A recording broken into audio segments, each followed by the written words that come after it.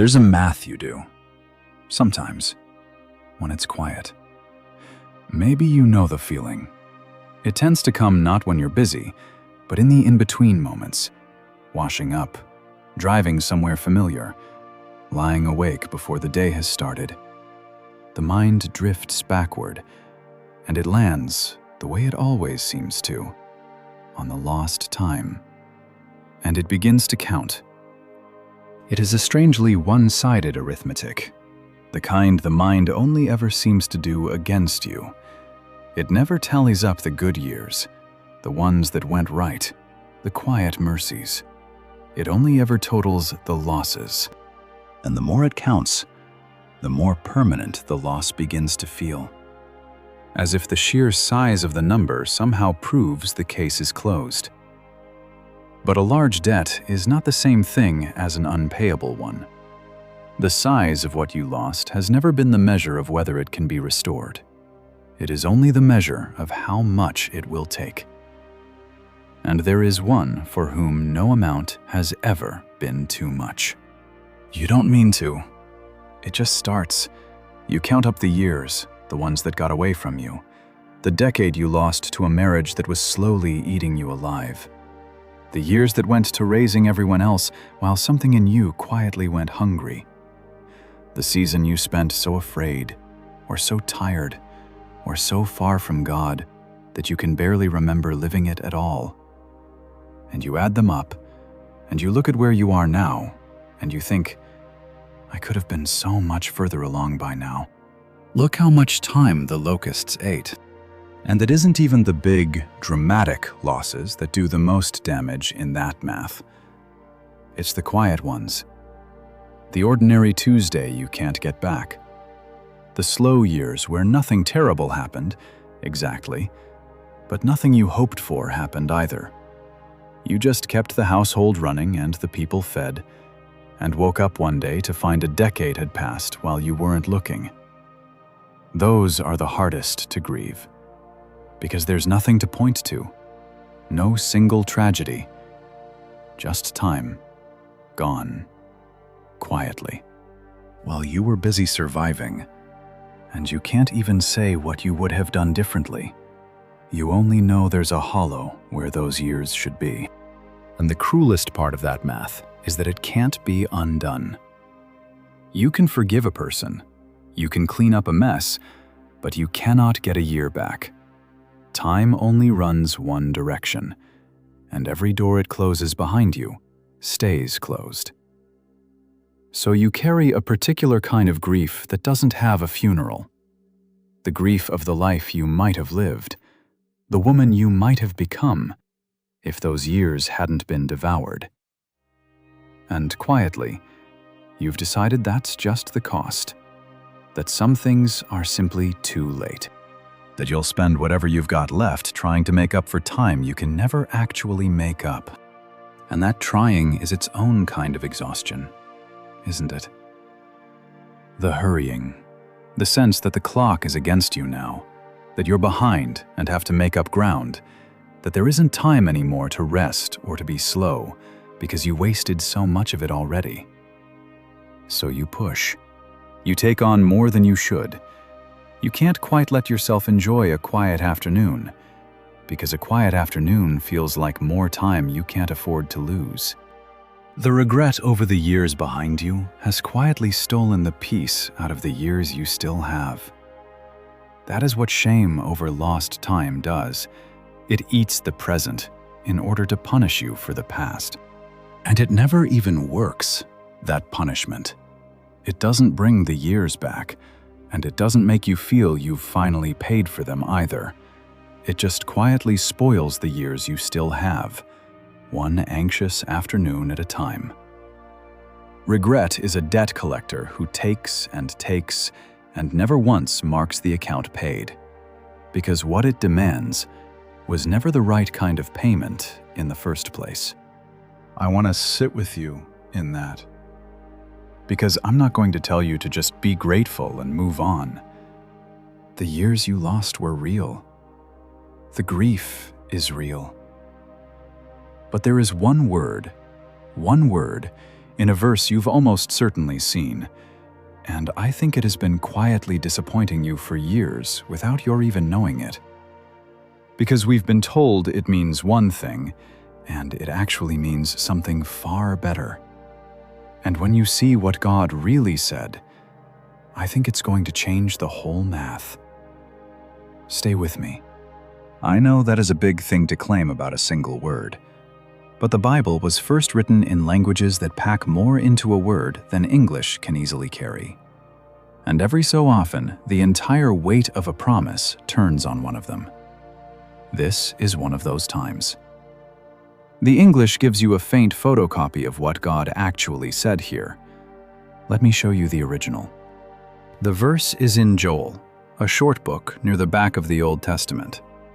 And the line is this: I will restore to you the years that the locust hath eaten.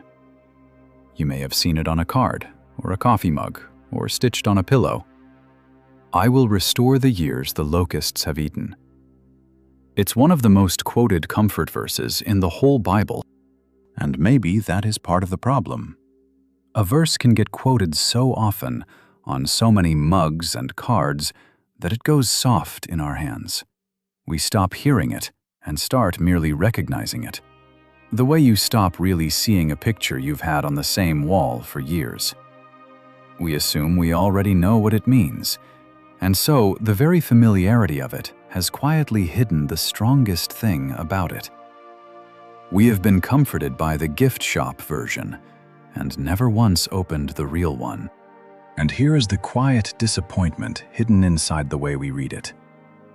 When most of us hear "restore the years," we picture a rewind, a do-over.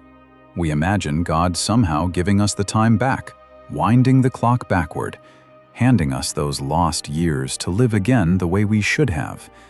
And then, of course, life goes on, and no clock winds backward, and the years stay gone. And somewhere underneath we file this verse away as a beautiful thing that didn't quite come true for us. A lovely promise for other people. Because we waited for the rewind, and it never came. But that is not what the verse says. That was never what it said. And to see it, we have to go back to what was actually happening when God first spoke these words. Joel was writing to people who had just lived through something out of a nightmare. A plague of locusts had come down on their land, not a few grasshoppers in the garden, but a swarm. If you've never seen one, it is hard to imagine, so let me give you a real one. In the year 1915, a plague of locusts descended on the land of Israel, and people there documented it. They took photographs, they wrote it down. A correspondent for a magazine described skies going dark in the middle of the day as the swarms came in like storm clouds. He described olive groves and vineyards that had been green and heavy with fruit one morning, and by evening were stripped down to bare gray sticks. Every leaf, every grape, every living green thing simply gone. He wrote that the insects were so many and so voracious they could swarm over a helpless thing and strip it in minutes. He said he felt like he was watching the book of Joel come to life in front of his eyes. Those photographs still exist, kept in a library archive to this day. There's one pair in particular, a fig tree photographed just before the locusts reached it, full and leafy, and then the same tree photographed just after. Every leaf gone. Nothing left but bare branches reaching up like something stripped to the bone. The writer said the swarm crossed the whole land, from the far north all the way down south, over the very ground the Bible's oldest stories had happened on, leaving olive groves and vineyards and gardens bare behind it. It is one thing to read the word locust on a page. It is another to see a green and fruitful place turned to gray sticks in a single afternoon. That is the picture God's people carried in their minds. That is the size of the loss this promise was made to answer. That is what Joel's people lived through. That is the loss God is talking about. not an inconvenience, a devouring. And now, here is the first piece of the decode, the part almost no one is shown. In the original Hebrew, Joel doesn't use one word for the locusts. He uses four. Four different words: gazam, arbe, yelek, and chasil. Your English Bible might translate them as the cutting locust, the swarming locust, the hopping locust, and the destroying locust. Four names for what most of us would simply call bugs. But the people who lived through it knew better than to use one word. They had watched it happen in distinct, terrible stages, and they needed a vocabulary equal to the devastation. There is something almost merciful in that precision, in a God who lets the text name the loss carefully, stage by stage, instead of rushing past it. He does not minimize what happens to them. He gives it four separate words. And if your Bible's footnotes admit, as some do, that the exact species behind each word is uncertain, don't let that trouble you. The uncertainty is only about the insects. The meaning is not in doubt at all. Total loss, arriving in relentless succession, until nothing green was left standing. That much every translator agrees on. That much you have lived. Scholars go back and forth on whether these are four different kinds of locust or four stages in the life of one, but either way, the point is the same, and it's devastating. Joel describes them in waves. What the first one left, the second one ate. What the second one left, the third one ate. What the third one left, the fourth one finished. Layer after layer after layer, until there was nothing left to take. 4 passes of devouring, so that the land wasn't just damaged, it was emptied, scraped down to nothing. And notice the particular cruelty of how it works in waves. It isn't one blow you can brace for and then survive. It's that just when you think the worst is over, just when there's a little green coming back, the next wave arrives and takes that too. Hope, and then loss. A little recovery, and then another devouring. That is what truly wears a person down. Not a single catastrophe, but the relentless return of it, each round taking the small thing you'd managed to save from the last. If your losses came like that, in waves, each one eating the bit of yourself you had only just begun to rebuild, then you and Joel's people are describing the very same thing. And the wonder of it is that this promise was written for exactly that, for people who had lost not once, but in waves, who had every reason to believe their land and their future were simply finished. It was not addressed to people who had suffered a mild setback. It was addressed to people standing in a stripped and silent field, which means it is addressed very precisely to you. Sit with that for a moment, because I think you know that kind of loss. Not a single setback, a series. One thing led to another, which led to another. The hard marriage led to the lost years, which led to the lost confidence, which led to the road not taken. Wave after wave, each one eating what the last one left, until you looked up and a whole stretch of your one life had been stripped bare. And here is the thing about that kind of cascading loss. It is almost impossible to assign it a single, tidy cause, which is part of why it haunts you. You can't point to one decision and say, "There, that's where it went wrong. If only I had chosen differently." It was 100 small things, each one leading to the next, none of them feeling like the fatal one at the time. So you can't even properly lay the blame anywhere. You are just left holding the bare field, wondering how green became gray so gradually that you never caught the moment it happened. That is the loss this verse was written for. Not a small one, a 4-locust one. If something in this is landing, would you let me know in the comments?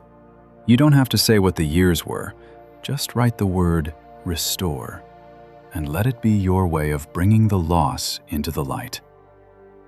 And if you'd like to keep walking through Scripture with me like this, one hidden word at a time, I'd be so glad if you'd subscribe. Now, here is the word. Here is the thing that changes everything. When God says, "I will restore to you the years," the Hebrew word translated restore is shalam. And shalom does not mean rewind. It does not mean undo. It does not mean a magical do-over where the locusts never came. Shalom is, first of all, a legal word. It's the word for restitution, for repaying a debt in full. It's the word you'd use in a courtroom when someone has caused you a loss and the judge orders them to pay you back completely, every bit of what was taken. Not to pretend it didn't happen, to make it fully right. Picture an actual courtroom for a moment, because that is the world this word comes from. Someone has taken something of yours, destroyed your field, say, or your livelihood, and you stand before the judge with the loss laid out between you. The judge does not say, "Let's all just pretend it didn't happen. Move along." That would be an insult to what you lost. No. The judge names the loss exactly, in full, and then orders it repaid, completely, down to the last measure. That is what justice is. That is what restitution means. Not a denial of the damage, but a full acknowledgement of it, followed by a full repayment of it. So when God reaches for this word over your lost years, He is not waving them away. He is taking them more seriously than you do, naming the entire extent of what was taken, and then pledging to pay back every bit of it. So when God says, "I will shalom your years," He is not promising you a time machine. He never was. He is making you a far stronger promise, the promise of full restitution. He is saying, "I see exactly what was taken from you. I am not going to pretend the locusts never came. I am going to pay it back in full. Every devoured year, I will repay." Read that slowly, because it is the exact opposite of what shame has been telling you. Shame says the loss is permanent and unpayable, that you simply have to live with the deficit for the rest of your life. God says, "I have seen the precise size of the debt, and I am good for it." He is not a God who shrugs at what the locusts took. He is a God who keeps an account of it, down to the last year, and who calls Himself the one who will settle it in full. And who is making this promise matters every bit as much as the promise itself. This is not a kind friend assuring you it will all work out, with no power to make it so. This is the one who, the text says, sent the locusts in the first place. He actually calls them "my great army," which means the very losses you have grieved were never outside His reach or His knowledge. He is not scrambling to make the best of a situation that got away from Him. The same hand that allowed the fields to be emptied is the hand now pledged to fill it again. Nothing about your lost years caught Him off guard, and nothing about them is beyond His power to repay. And there is a second layer to shalom, and it is the one I most want you to hold on to. Because shalom is the root of a word you already know. It is the root of the word shalom, peace. But shalom doesn't mean only the absence of trouble. In Hebrew, it means wholeness, completeness. Everything that was broken, mended. Everything that was missing, supplied. So when God says He will shalom your years, He's reaching for the very heart of that word. He is not just promising to pay back what was lost, He is promising to make you whole. To take the life that the locusts left scraped bare, and not merely patch it, but complete it, so that what you become on the other side is not a damaged version of who you might have been, but a whole person, full, lacking nothing. That word, wholeness, is worth sitting with, because it is the thing your heart has actually been aching for all along. You don't really want the clock turned back. If you were honest, you wouldn't want to live those hard years over again anyway. What you want is to not be defined by them, to not be a woman with a permanent hole in her, a deficit she carries quietly to the grave. And that is precisely what shalom promises. Not a life where the locusts never came, but a life so mended and so filled that the holes they left are no longer the thing that defines you. Whole, complete, lacking nothing.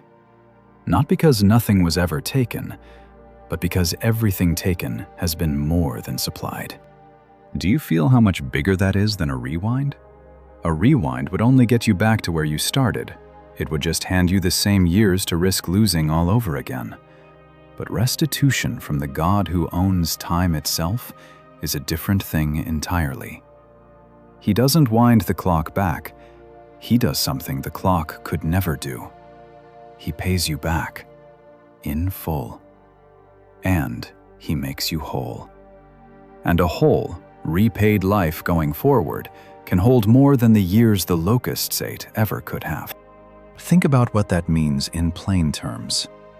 The years ahead of you, lived whole and full and close to God, can carry more weight, more meaning, more fruit than the lost years ever would have, even if you had lived them flawlessly. A short stretch of road walked with God can hold more than a long stretch walked without Him. So the math you have been doing, that grim subtraction of the years that got away, was using the wrong numbers from the start. It assumed the only value left to you was in getting back what was lost. But the value God deals in is not measured that way. He can put more into the field that remains than the locusts ever ate from the field that is gone. And don't miss the sheer audacity of what He offers to restore. He doesn't say, "I'll give you back the crops you lost." He could have said that. The locusts ate the harvest, so restoring the harvest would have been fair. But He doesn't say crops. He says years. He offers to restore the one thing in all the world that no human being can give back to another. You cannot return someone's time. A doctor can't. A judge can't. The wealthiest person alive can't buy back a single hour for you. Time is the one unrecoverable thing. And that is exactly the thing God names, on purpose, because He is the only one in the universe who could. He owns time. He stands outside it, and He looks at the years the locusts ate and says, "That, the irreplaceable thing, the thing no one else can touch, that is what I will restore to you." And there is something both humbling and freeing in that. Humbling, because it means you were never equipped to fix this yourself. You cannot manufacture time. You cannot rewind a single hour. The thing you most needed was always entirely beyond your power. But freeing for that very same reason. If restoring the years was always going to take the one who owns time, then your inability to do it was never a personal failure. You have been grieving your powerlessness over a thing no human being has ever had power over. You can lay that particular burden down. It was never yours to carry. So let's bring this home, to your years, to the math you do when it's quiet. Here is the lie you've believed, maybe for a long time.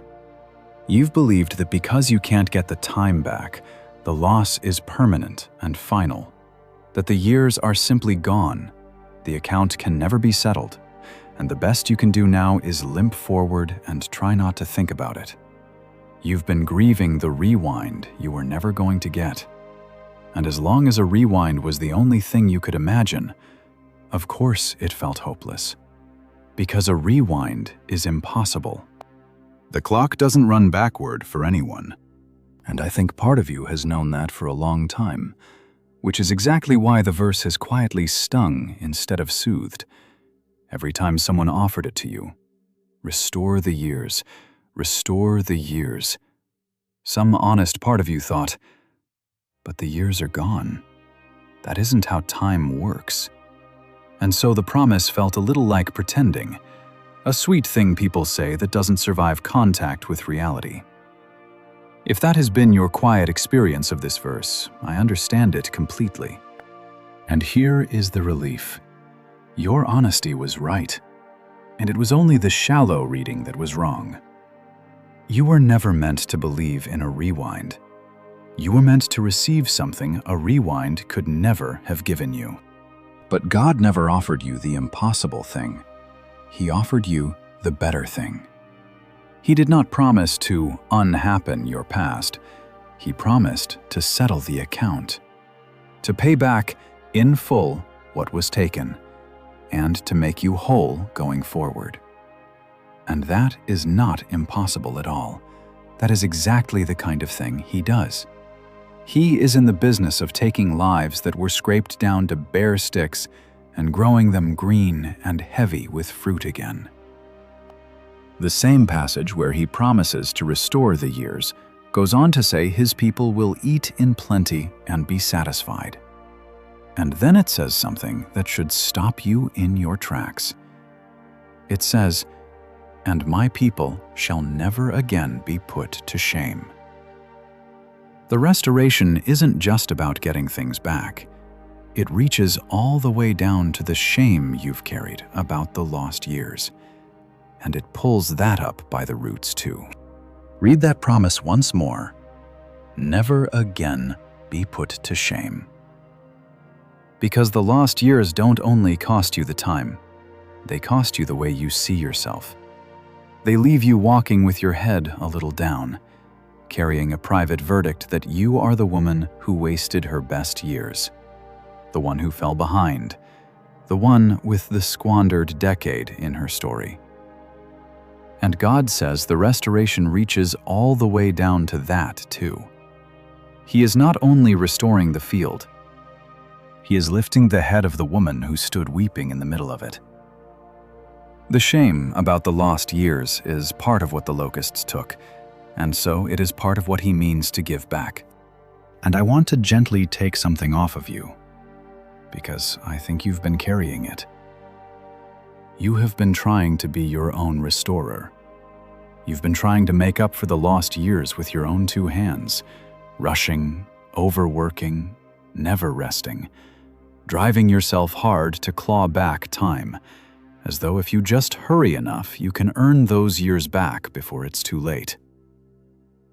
Put that down. You are never going to repay your own debt of time. No one can. That is His word. Shalom. And it is His to do, not yours. Your striving to make up for lost time has only stolen more of the time you have left. You can stop. You can put down the frantic pace you've kept, trying to outrun a loss that can't be outrun. You can stop treating rest like a luxury you forfeited the day you fell behind. The truth is, all that rushing has never once bought back a single hour. It has only made you spend the hours you do have more anxiously. The God who promises to settle the account of your past is not asking you to settle it yourself, in a panic, before the light runs out. He is asking you to hand Him the ledger, and then to live, actually live, the years that are still yours, at a human pace, unhurried. Like a woman who knows the debt is in trustworthy hands, the one who owns the years has offered to settle this, and He does not need your frantic help to do it. So what does this look like in an ordinary week? Here is the small, real thing. Sometime when it's quiet, name your locust years, not to torment yourself with them, but to bring them honestly to God. You might even say the word out loud. These were the years that were eaten. This one and this one. Don't minimize them. He doesn't. And then, instead of asking for the rewind you've secretly been grieving, ask for the thing he actually promised. Say something like, "I'm not asking you to give me the time back. I know you don't run the clock backward. I'm asking you to do what you said, to repay what was taken, and to make me whole from here, to make the years I have left so full that they answer for the years the locusts ate." That is a prayer he loves to answer, because it is asking him for exactly what he offered. And you may not feel the restoration the moment you pray it. That's all right.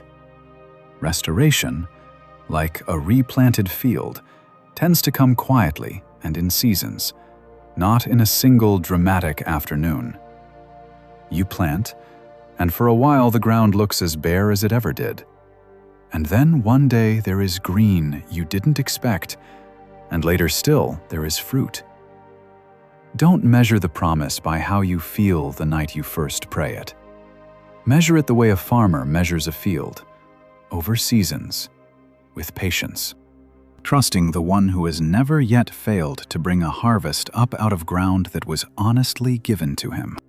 And if you want something for your hands, try this. Take a calendar, or just a piece of paper with this year on it, and put it somewhere you'll see it. Let it stand not for the years behind you, but for the ones still in front of you, the field that hasn't been planted yet. Because the locusts only ever ate the past. They never touched what's still ahead. And the God who restores is far more interested in the part of your field that's still empty than in the part that was stripped. That empty part is not too late. It is the very ground he means to fill. There is a quiet defiance in planting that field, and I want you to feel it. To put something into the part of your life that is still ahead is to declare that you do not believe the locusts get the last word. It is to act in one small and concrete way, as though the future is still fertile, because it is. Every seed you put into the ground that's left is a way of agreeing with God against your own regret. The thief of your peace wants you facing backward, doing the math, mourning the stripped field forever. God keeps gently turning you back around to face the one that is still empty, still waiting, still entirely able to bear fruit. So let me leave you with this, and I'll keep it gentle. When God promised to restore the years the locusts ate, He never promised you a rewind. And that is good news, because the rewind you've been grieving was never coming. He promised something stronger. The word he used means full restitution. He sees exactly what was taken, and he pays it back in full. And it means wholeness, shalom, so that the life he gives you on the other side of the loss is not a patched-up, second-best thing, but a whole one. You cannot get the years back, but you were never the one who was going to. He can. He is the only one who can. And the irreplaceable thing, the time no one else in the world could ever return to you, is exactly the thing he named when he said, "I will restore." So you can put down the math you do at night. You can stop trying to repay a debt that was always his to settle. Bring him the years the locusts ate, all of them, and let the one who owns time do the thing only he can do. Not turn the clock back, but make you whole. And fill the field that's still in front of you until it's heavy with fruit. And I want to be honest with you, the way a real friend would be, about one more thing. There are some losses that will not be undone in this life in the way you might wish, A person who is gone is gone. Certain doors, once they close, stay closed on this side of things. God's promise is not a guarantee that every earthly thing will be handed back exactly as it was. That would be a smaller and far more fragile promise than the one He actually makes. What He guarantees is wholeness, that He Himself will be enough to fill what was emptied, that nothing placed in His hands is ever finally wasted, and that the full settling of every account, every devoured year, is as certain as His own character, even where part of it waits to be completed in Him. That is a sturdier hope than a rewind. It does not depend on your circumstances cooperating. It rests only on the one who owns the years, and He has never once defaulted. So whatever part of your restoration you cannot yet see, understand that you are not waiting on a maybe.